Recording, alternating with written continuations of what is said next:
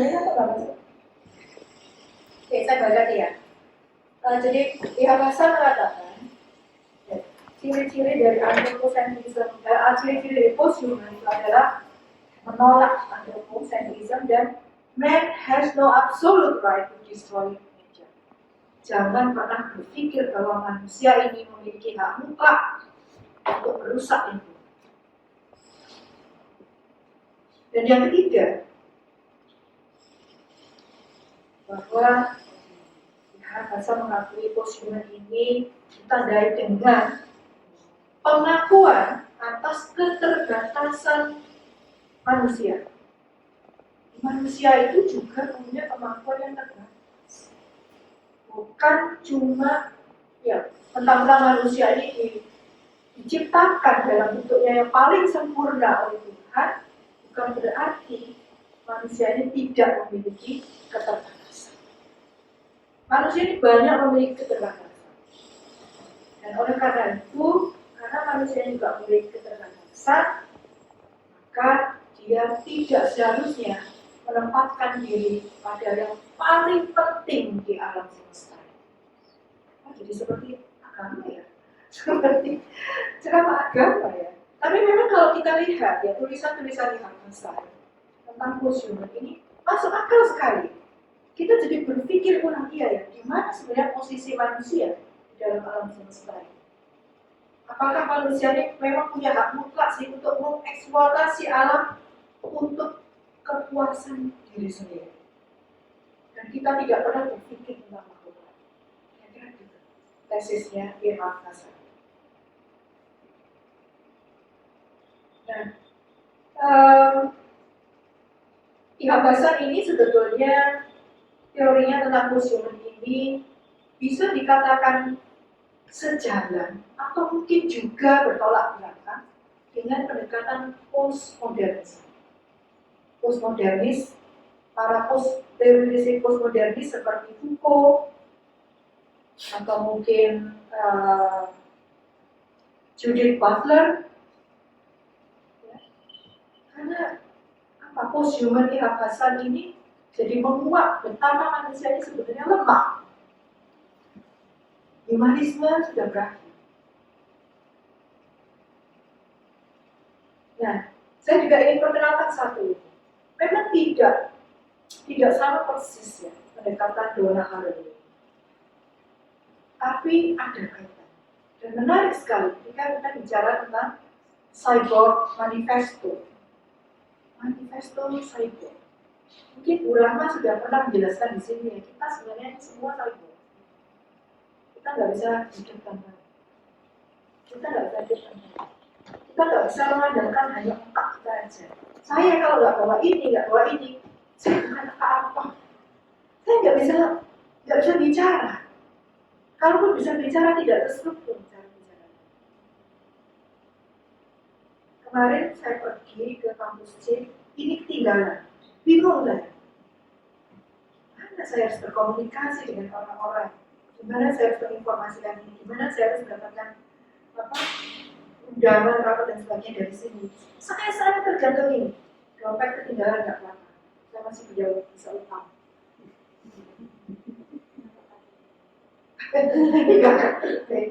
Bensin tinggal KTP. Kalau ini ketinggalan sudah, kita harus apa-apa. Ini menandakan bahwa kita ini cyborg. Cyborg itu sebenarnya kan singkatan dari cyber organisasi. Cyborg semua kita. Mau nggak mau kita harus mengakui bahwa kita ini cyborg. Sangat ketergantungan pada teknologi, khususnya teknologi yang berhubungan dengan cyber. Nah, Donna Haraway ini menulis sebuah buku Cyborg Manifesto. Bagus sekali kalau teman-teman bisa mengikuti. Feminis and Posthuman. Jadi Haraway ini mengatakan bahwa perempuan itu bisa sangat berbeda di alam nyata dengan di alam cyber. Di alam nyata mungkin dia adalah perempuan yang penakut, perempuan yang minder, perempuan yang mungkin punya banyak keterbatasan. Tetapi ketika dia sudah menjadi cyborg, dia sudah masuk ke dunia maya, dia menjadi seseorang yang berbeda. Dia bisa menampilkan image dia adalah perempuan yang sangat berdaya. Dia bisa melakukan apa-apa. Dia bisa bertolak belakang antara yang di alam nyata dan yang di dunia maya. Dunia nyata, dunia maya bisa sangat bertolak belakang.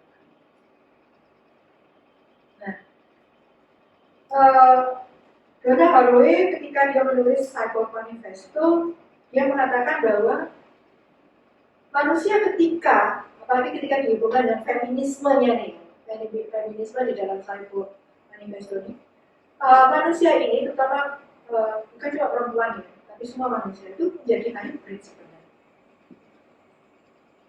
Manusia bisa hidup di dalam dua alam, hybrid. Jadi dia bisa menjadi organisme dan mesin sekaligus.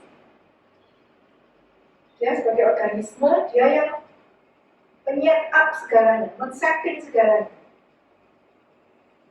Mbak Berlian ketika menjadi tentara netizen Indonesia, dia bisa sangat berbeda. Mbak Berlian yang kita lihat di sini seperti ini. Kalau ternyata ketika di TFI, netizen Indonesia, ganas katanya ini salah satu contoh dari cyborg. Ya, Mbak Berlian ini, feminis cyborg, dia hidup di dua alam. Manusia hybrid.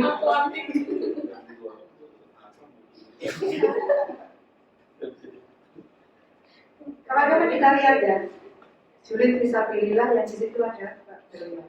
Nggak kelihatan pasti. Karena Mbak dia bergerak di balik layar. Kita nggak pernah tahu loh, emak-emak yang mungkin kita lihat emak-emak cuma kerjanya di dapur aja gitu kan. Tapi ketika dia jadi TSI, tentara netizen Indonesia, di balik keumumannya itu loh, ada kejauhan. Kalau udah mau jawab 10 menit. Dan radikal loh. Ganas. Agresif Ketika emosional. lembutnya, namanya Berlian Madani. Lembut ya. Dia menakutkan karena memang.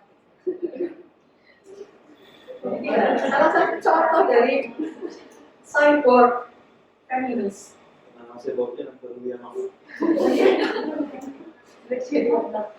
Satunya Bersinov. Jadi di dalam diri Mbak Berlian ini sebetulnya ada antagonisme dan dualisme secara bersamaan. Betapa rumit itu. Loh, kalau kita teori kan jadi rumit kan? Rumit sekali. Kalau kita teori kan jadi rumit, jadi complicated. Tapi justru ini yang bikin menarik. Antagonistik karena di dunia nyata seperti ini, di dunia maya bisa berbeda. Jadi tentang apa coba? Kehidupan mama itu kan complicated. Mau ngurus domestik dan segala perhitungan itu kan mengasingkan dan menguras emosi. Nah, wahana emosi. Dia menemukan ya wahananya. Antagonistik, dualisme sekaligus. Ya.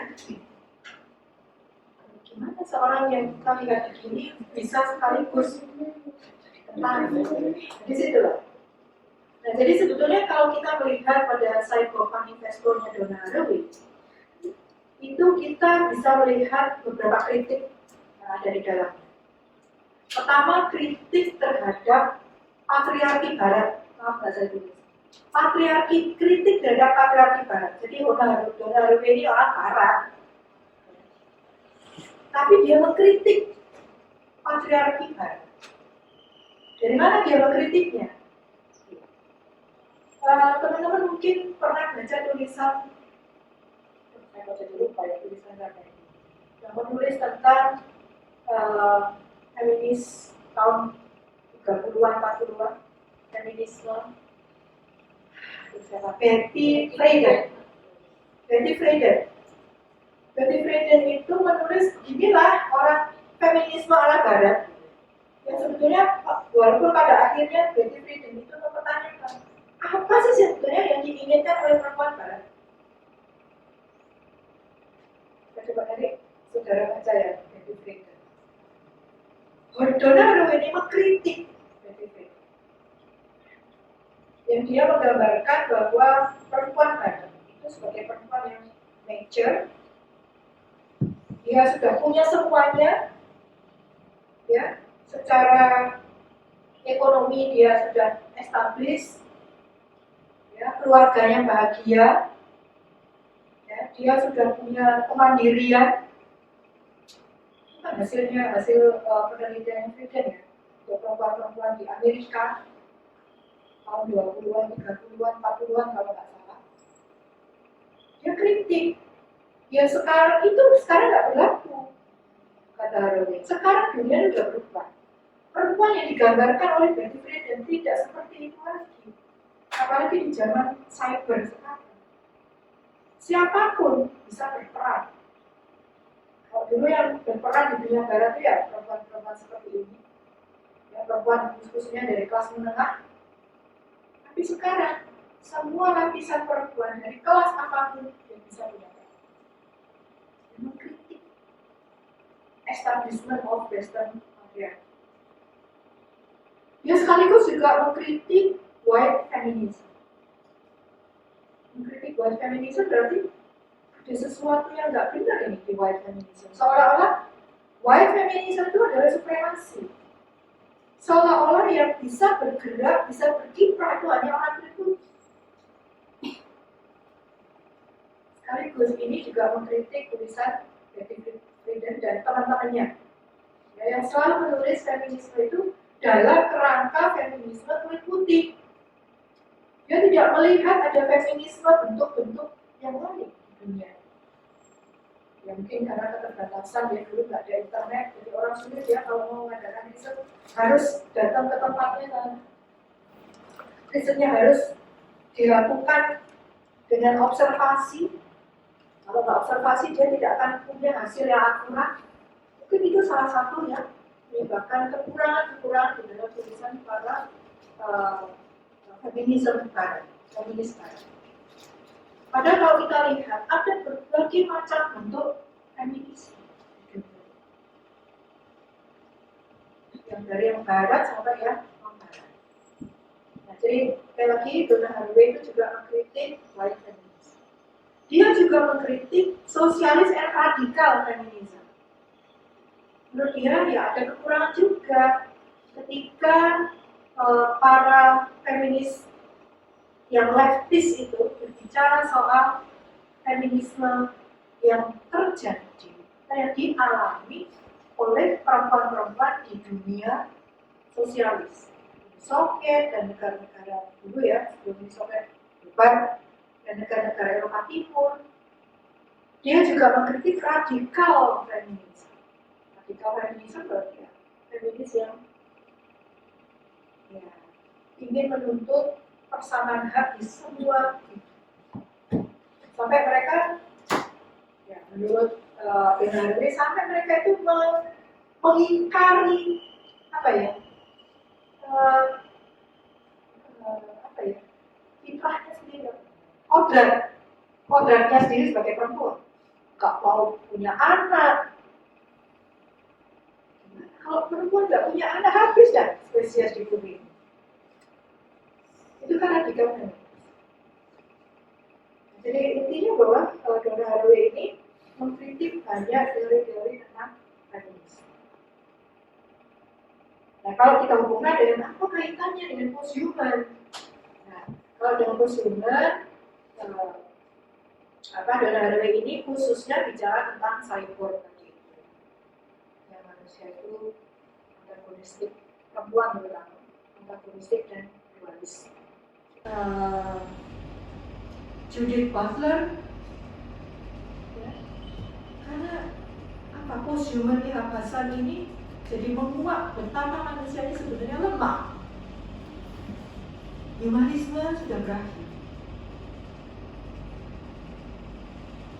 Nah, saya juga ingin perkenalkan satu ini. Memang tidak tidak sama persis ya pendekatan Donna Haraway, tapi ada kaitan. Dan menarik sekali ketika kita bicara tentang cyborg manifesto cyborg. Mungkin Bu Rahma sudah pernah menjelaskan di sini ya, kita sebenarnya ini semua cyborg. Kita nggak bisa hidup tanpa ini. Kita nggak bisa mengandalkan hanya otak kita aja. Saya kalau nggak bawa ini, saya bukan apa-apa. Saya nggak bisa bicara. Kalaupun bisa bicara tidak terstruktur cara bicara. Kemarin saya pergi ke kampus C, ini ketinggalan, bingung saya. Mana saya harus berkomunikasi dengan orang-orang? Gimana saya harus menginformasikan ini? Gimana saya harus mendapatkan undangan, rapat dan sebagainya dari sini? Saya tergantung ini. Dompet ketinggalan nggak apa-apa. Saya masih bisa utang.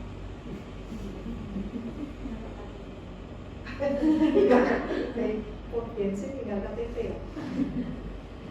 Kalau ini ketinggalan udah, kita nggak bisa apa-apa. Ini menandakan bahwa kita ini cyborg. Cyborg itu sebenarnya kan singkatan dari cyber organism. Cyborg semua kita ya. Mau nggak mau kita harus mengakui bahwa kita ini cyborg. Sangat ketergantungan pada teknologi, khususnya teknologi yang berhubungan dengan cyber. Nah, Donna Haraway ini menulis sebuah buku Cyborg Manifesto. Bagus sekali kalau teman-teman bisa mengikuti. Feminist and Post-human. Jadi Haraway ini mengatakan bahwa perempuan itu bisa sangat berbeda di alam nyata dengan di alam cyber. Di alam nyata mungkin dia adalah perempuan yang penakut, perempuan yang minder, perempuan yang mungkin punya banyak keterbatasan. Tetapi ketika dia sudah menjadi cyborg, dia sudah masuk ke dunia maya, dia menjadi seseorang yang berbeda. Dia bisa menampilkan image dia adalah perempuan yang sangat berdaya, dia bisa melakukan apa-apa. Dia bisa bertolak belakang antara yang di alam nyata dengan yang di dunia maya. Dunia nyata, dunia maya bisa sangat bertolak belakang. Nah, Donna Haraway ketika dia menulis Cyborg Manifesto, dia mengatakan bahwa manusia ketika, apalagi ketika dihubungkan dengan feminismenya nih, feminisme di dalam Cyborg Manifesto ini, manusia ini terutama bukan cuma perempuan ya, tapi semua manusia itu menjadi hybrid sebenarnya. Manusia bisa hidup di dalam dua alam, hybrid. Jadi dia bisa menjadi organisme dan mesin sekaligus. Dia sebagai organisme, dia yang men-up segalanya, men-setting segalanya. Mbak Berlian ketika menjadi tentara netizen Indonesia, dia bisa sangat berbeda. Mbak Berlian yang kita lihat di sini seperti ini, kalau ternyata ketika di TSI, tentara netizen Indonesia, ganas katanya ini salah satu contoh dari cyborg. Ya, Mbak Berlian ini feminis cyborg. Dia hidup di dua alam. Manusia hybrid.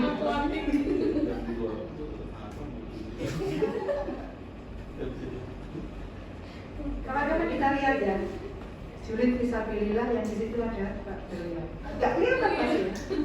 Karena Mbak dia bergerak di balik layar. Kita nggak pernah tahu loh, emak-emak yang mungkin kita lihat emak cuma kerjanya di dapur aja gitu kan. Tapi ketika dia jadi TSI, tentara netizen Indonesia, dibanding keumumannya itu loh, ada kejauhan. Kalau udah mau jawab 10 menit. Dan radikal loh. Radikal, ganas. Iya. Agresif, Ketika revolusioner. apa begitu lembutnya. Namanya Berlian Medani. Lembut ya. Dia menakutkan karena memang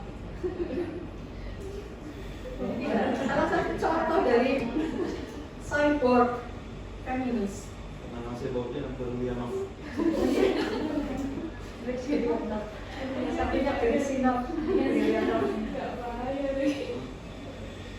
Jadi di dalam diri Mbak Berlian ini sebetulnya ada antagonisme dan dualisme secara bersamaan. Betapa rumit itu.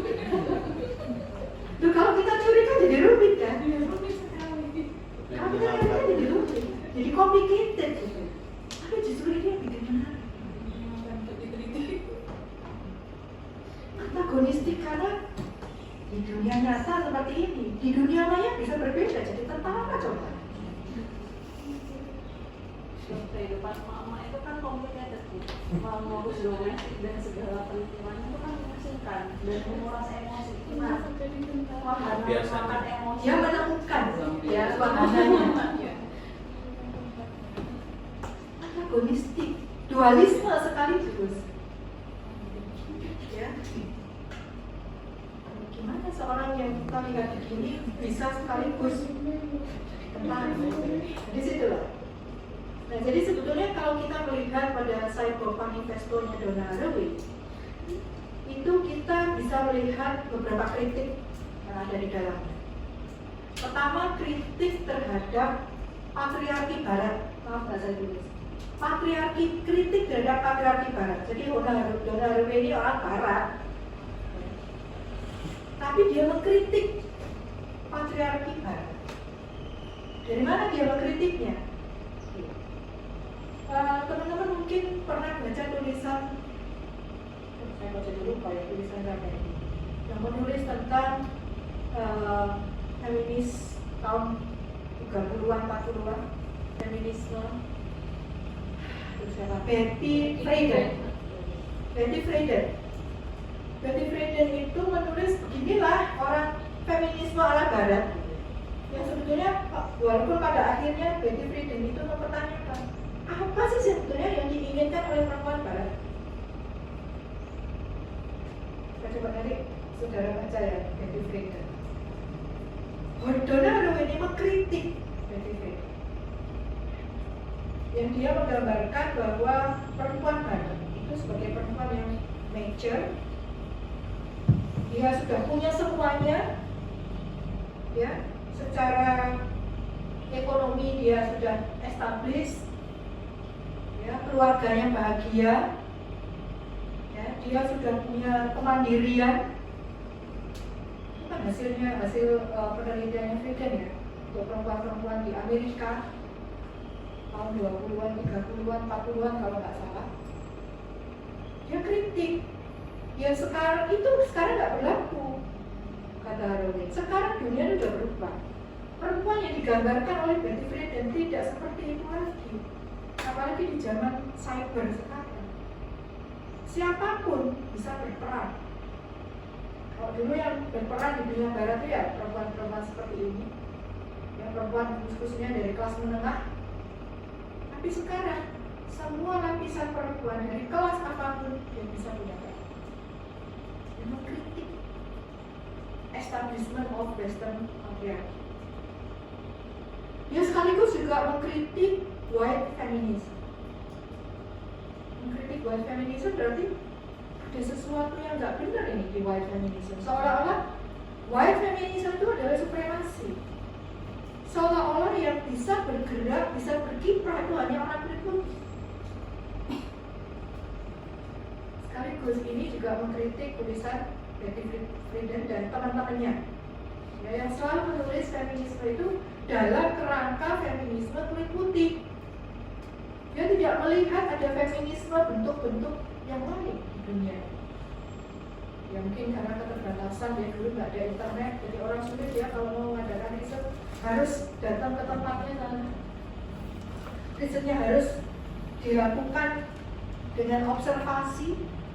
Kalau nggak observasi dia tidak akan punya hasil yang akurat. Mungkin itu salah satu yang menyebabkan kekurangan di dalam tulisan para feminis barat. Padahal kalau kita lihat ada berbagai macam bentuk feminisme di dunia,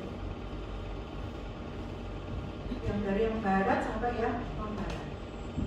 Nah, jadi sekali lagi Donna Haraway itu juga mengkritik white feminism. Dia juga mengkritik sosialis and radikal feminism. ketiga, ketika para feminis yang leftis itu berbicara soal feminisme yang terjadi atau yang dialami oleh perempuan-perempuan di dunia sosialis, Uni Soviet dan negara-negara dulu ya, sebelum Uni Soviet bubar, dan negara-negara Eropa Timur. Dia juga mengkritik radikal feminisme. Radikal feminisme berarti ya feminis yang ya ingin menuntut persamaan hak di semua bidang.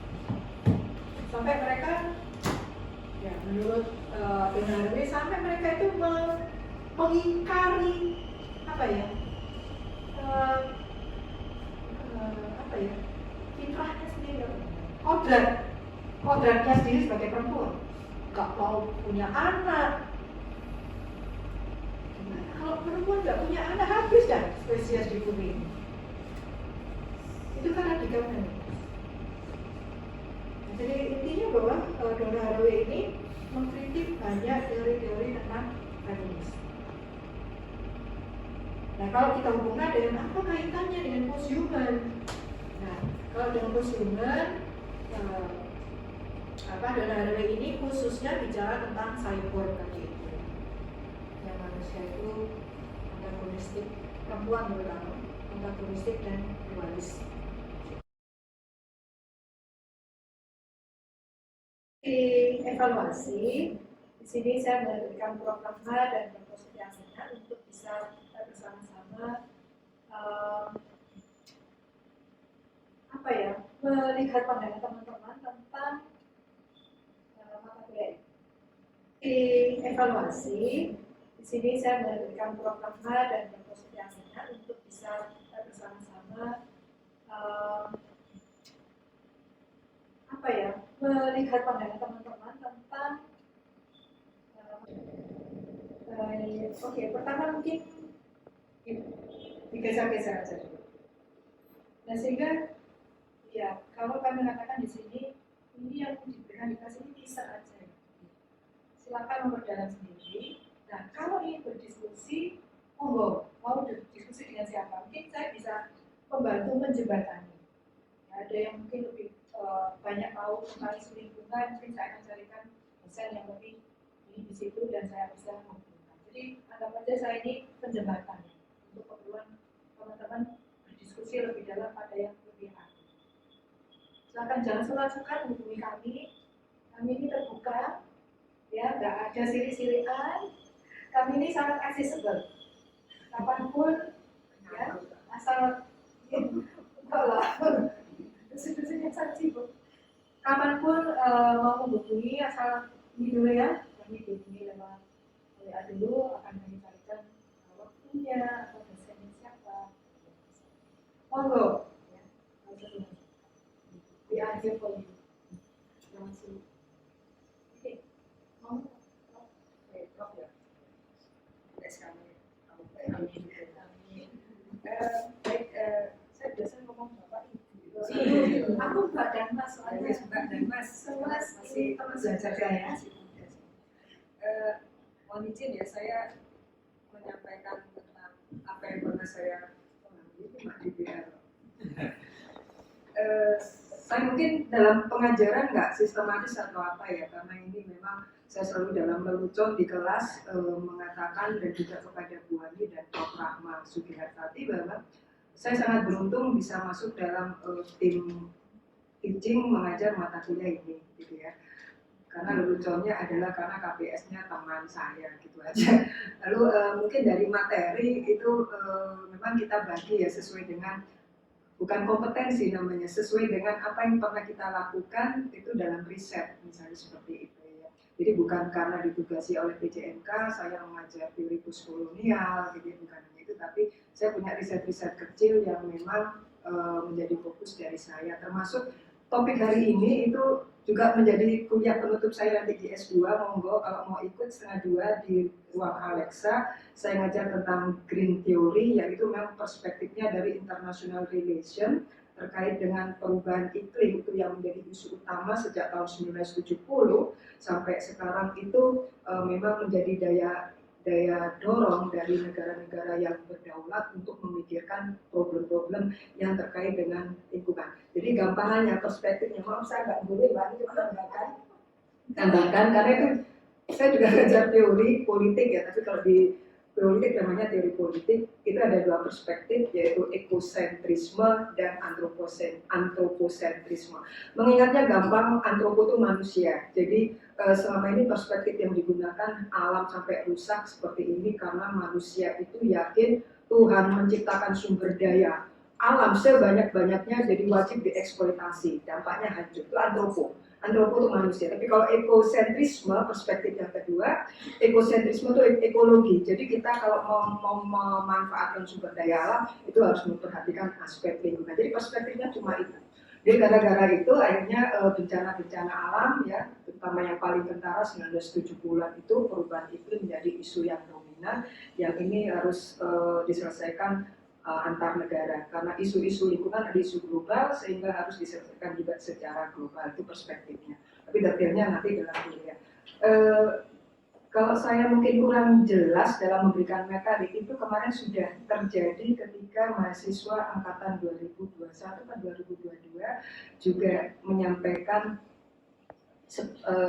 kebutuhan untuk pendalaman teori. Jadi sebagai pendalaman karena mata kuliah teori di S3 ini nggak ada tutorial karena waktu yang terbatas, dosennya juga pada sibuk ya, bukan sibuk main tapi sibuk mengisi mata kuliah. Prof Rahma mungkin ngajarnya satu semester bisa 15-17 matkul gitu ya. Kalau kita itu satu SKS 70 menit gitu ya, kalau 3 SKS sudah berapa ratus menit untuk satu matkul di S1, S2 dan S3 belum yang sekolah pasca ya program. Jadi kita sampai malam tuh begadang hanya untuk menjalankan tridharma perguruan tinggi. Tapi kemarin saya sudah coba di bulan November ada yang ingin mendalami tentang misalnya buku atau tesis dari Ulrich Beck terkait dengan risk society. Kita bisa kuliah sendiri dengan saya di lantai 1 itu intensif, boleh, itu hampir 2 jam, jadi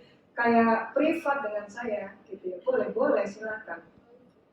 Bayar, yang bayar Pak Fakultas lewat gaji saya itu, kan saya sudah dikasih gaji ya dari APBN, gajinya borongnya dikasih gaji dari APBN.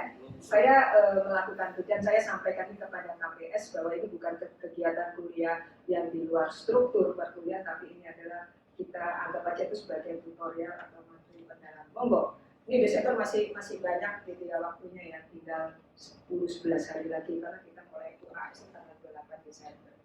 Seperti itu. Akhirnya terakhir tanggal 6 Januari 2024. Insya Allah kita semua diberi berkah, umur panjang, sehat. Baik, terima kasih Mbak Ani, gitu aja.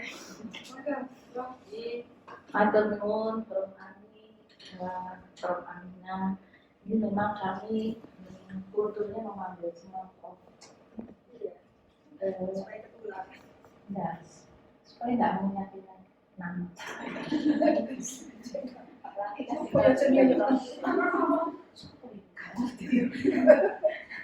Kita menurut kultur Cina semua dengan Iya, nggak apa-apa.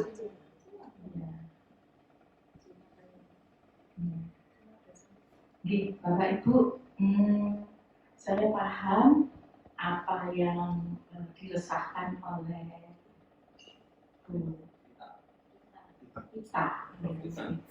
kita atau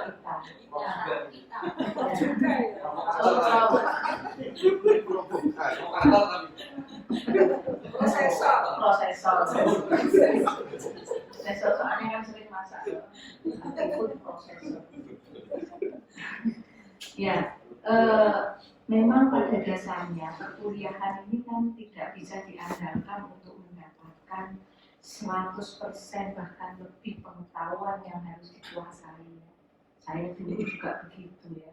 Nah, seorang mahasiswa memang idealnya tidak mengandalkan dari hanya apa yang disampaikan oleh dosen. Betul apa yang disampaikan oleh Prof. Ani dan Prof. Amina, dua Prof ini.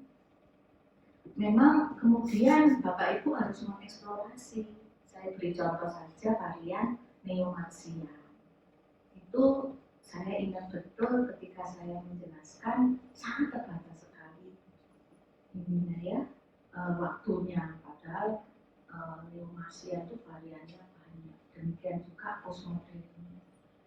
Saya masih ingat, saya merasa bahwa saya memberikan penjelasan itu seperti ringkas-ringkas gitu ya. Nah itu yang Bapak Ibu perlu follow up untuk mengeksplorasi lebih dalam. Nah caranya bagaimana?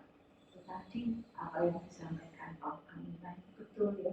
Bapak Ibu perlu proaktif, bisa sit-in ya.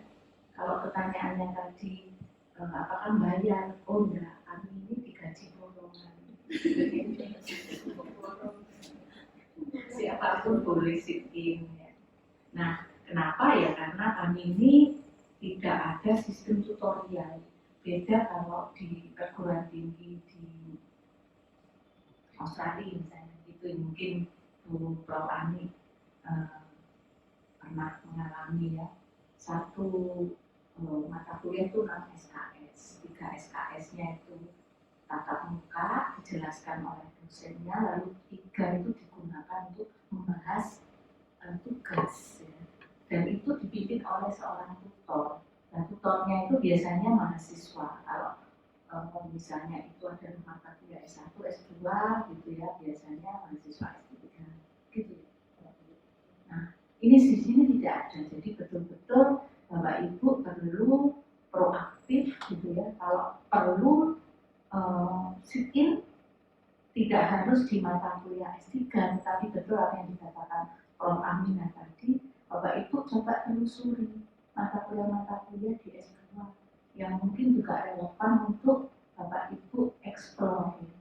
Karena memang saya juga masih ingat ya, membaca sendiri itu pemahamannya masih kurang. Bahkan kita ada yang bagian-bagian tidak mengerti ya. Nah itu Bapak Ibu juga perlu mau eksplornya dengan sit-in yang pertama. Yang kedua ya betul apa yang dikatakan Prof. Ari tadi, Bapak Ibu juga jangan takut-takut untuk mengajak diskusi. Jangan khawatir juga kami tidak men-charge, ini dorongan juga sifatnya. Dan pengabdian, ya pengabdian. Kami ini hobinya mengajar, ya.